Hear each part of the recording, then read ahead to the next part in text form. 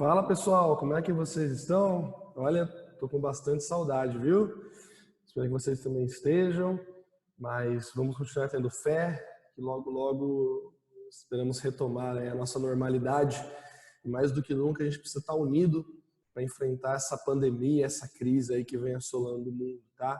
Algo tão atípico, né? Afinal, a última grande crise assim de saúde que nós vivemos faz mais de 100 anos, que foi lá na gripe espanhola, né, no final e no início do século XIX. Então, pessoal, vamos ter foco, ter fé em Deus, que logo, logo a gente retoma a nossa normalidade, beleza? Bom, turma, é o seguinte, nessa aula eu vou fazer uma revisão, uma retomada aí do que vai cair na prova de vocês. Então, peguem o fichário, tudo que eu vou falar está lá no fichário de vocês. Se quiserem pegar alguma folha para fazer alguma anotação, é válido também, tá? Acho super viável, beleza? Então, vamos embora, pessoal. Tá aqui, ó. Bom, a primeira coisa que eu vou cobrar de vocês são os sinais de pontuação. Eu dei uma aula, passei todos os sinais de pontuação para vocês, que é muito importante ter esse conhecimento para a produção textual, certo? Afinal, o Enem ele tira muitos pontos, tá? Com erros de pontuação, ortografia, acentuação também, tá? Então, vou cobrar aqui todos os pontos praticamente. Então, exclamação, interrogação, vírgula, aspas, dois pontos, eu passei tudo para vocês bonitinho. Alguns são bem fáceis, né? Exclamação, interrogação, acho que não preciso nem explicar para vocês o que é muito tranquilo, de quando que se utiliza, de como que se utiliza. A vírgula costuma pegar mais, tá? Tem algumas regras que eu passei para vocês lá, então vale a pena dar uma estudada, uma retomada nisso. Beleza, pessoal?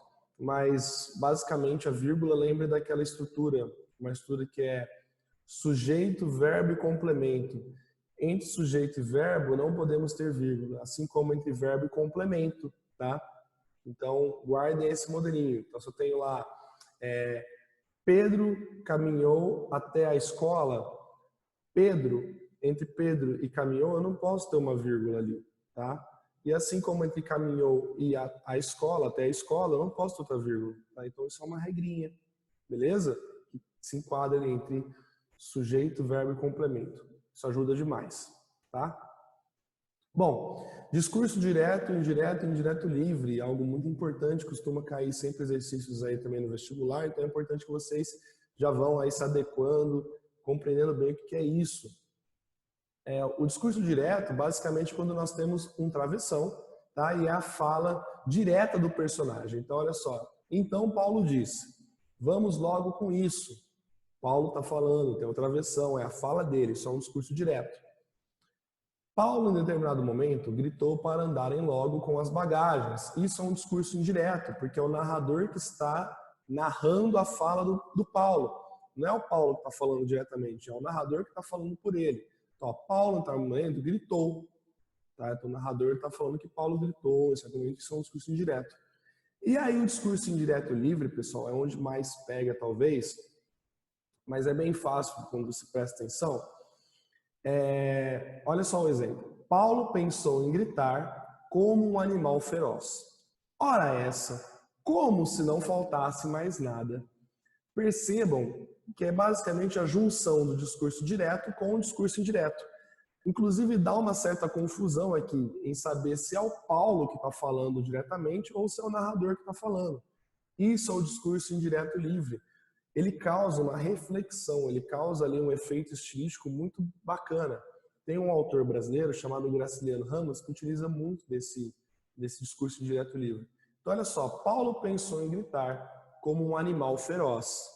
Pode ser o narrador que está falando aqui.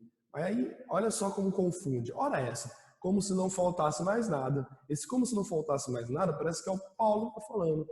Entendeu? Então, o discurso indireto livre ele tem essa junção aí dos dois de uma forma diferente, ele causa uma certa confusão, uma interpretação diferente do direto ou indireto livre, tá? Além disso, pessoal, tipologia e gênero textual, algo que eu falo com vocês bastante, que é importante ter essa diferença entre os dois, aqui é uma retomada que eu dei para vocês.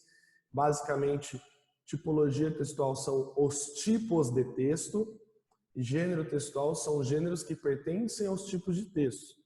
Então, tipologia textual, nós temos 6 tipos. Temos o texto narrativo, descritivo, instrucional, tá? Dissertativo, dialogal e preditivo. Então, olha só, o instrucional, por exemplo, é aquele texto que vai instruir você a fazer algo. Professor, um gênero que faz parte ao texto instrucional, receita. A receita é um gênero textual que faz parte ao tipo de texto instrucional, porque uma receita instrui você a fazer algo, beleza? Bem fácil, né? Sacaram?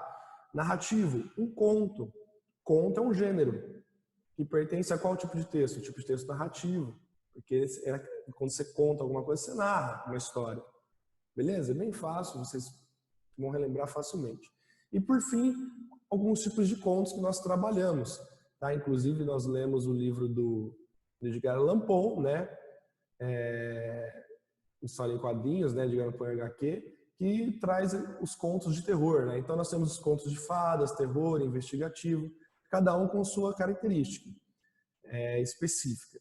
Conto de fadas sempre tem aquela coisa de era uma vez, começar, né, com era uma vez, e viveram felizes para sempre tem esse desfecho, envolve príncipes, magia, feitiços, bruxas, né, aquela coisa toda fantasiosa que bate muito ali com a Idade Média, tá? O terror tem aquelas características igual a gente estudou, viu, no livro de Edgar Allan Poe, tem a questão do suspense, de trazer um mistério, né, às vezes uma questão mais grotesca para causar nojo. Então o terror tem isso, aborda o sobrenatural, tem como objetivo causar medo, né? E tem o suspense ali por trás também.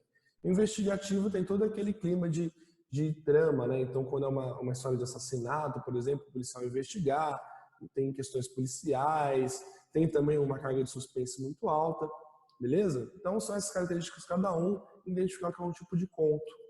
Tranquilo, pessoal? Então isso aqui tudo é o que eu vou cobrar na prova de vocês, tá? Desse primeiro bimestre. Estudem, relembrem, se tiverem dúvidas, comentem embaixo aqui no vídeo, que eu respondo depois para vocês. Também vou disponibilizar os vídeos na plataforma da FTD Iônica, que vocês têm acesso. Lá vocês também podem comentar e tal. Algumas vezes eu vou deixar atividades lá também. Então, para vocês praticarem, treinarem, enfim. Vamos seguir fortes. Seguiremos por um tempo aí nessa linhagem de aula. Espero que vocês... Acredito que vocês vão se adaptar facilmente, né? Afinal, vocês têm mais conhecimento aí de tecnologia do que até nós, professores. Beleza, turma? Então é isso. Grande abraço para vocês. Fiquem com Deus, tá? Se cuidem e até a próxima aula, beleza? Grande abraço, valeu, falou!